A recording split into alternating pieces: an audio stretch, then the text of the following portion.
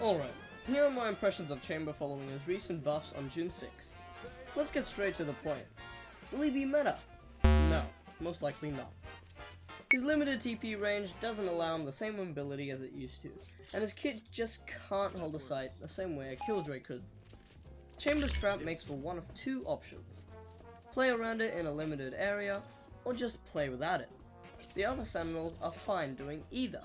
Cypher is able to hold a global presence, and Killjoy's kit is all about holding a sight. Chamber is just in a weird middleman position. As for Chamber's Headhunter, it doesn't provide much value in any way.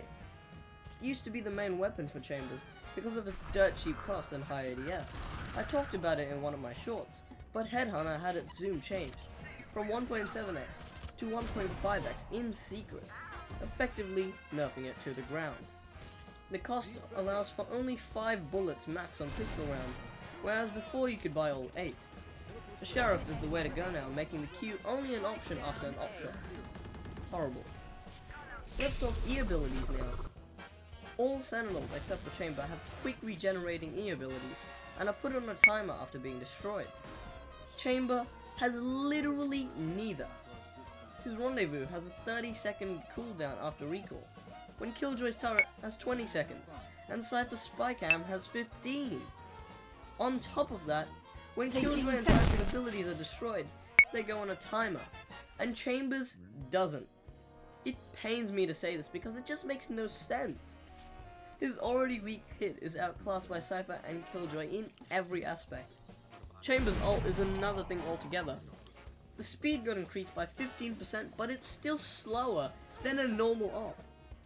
For a huge price of 8 ult orbs, the same as Viper, Killjoy, Breach, Fade, KO, Raze, Sage, and Sova, you get a 5-bullet sluggish sniper that makes small slow fields. The power differential is huge. The other characters I mentioned all have massive AoE ults that clear out sights, like Killjoy, and Chamber just can't compete. The other weapon ults, like Jets and Neons, all regenerate too, and only cost 7 orbs. The pain, bro. Alright, what can we pull from this, and is there a way to systematically bring Chamber into a good position? Let's see. For starters, the trip. People say Chamber is a duelist, but that simply isn't true. 2 trips with the same range as now would be overkill, so buffing the 1 trip to have an infinite range seems like a more sensible option. Keep in mind, a year ago, he had 2 infinite range trips, so 1 can't be overpowered.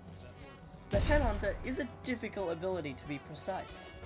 Does it require a rework, like creating slow fields or refunding bullets? Or does it need a slight buff, like reducing the cost slightly, or allowing more bullets to be bought? Tough to say, but I think buffs make more sense. Okay, the fun part. Chamber's teleport. We can't go back to 2 teleports. Or can we?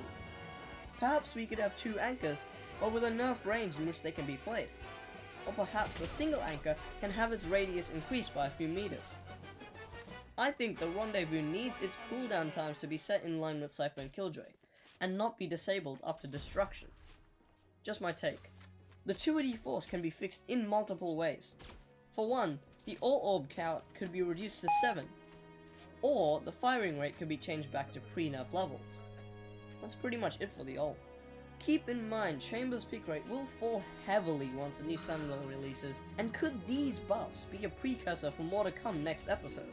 Only time will tell, but for now, Chamber isn't completely dead. Thanks for watching, Remix out.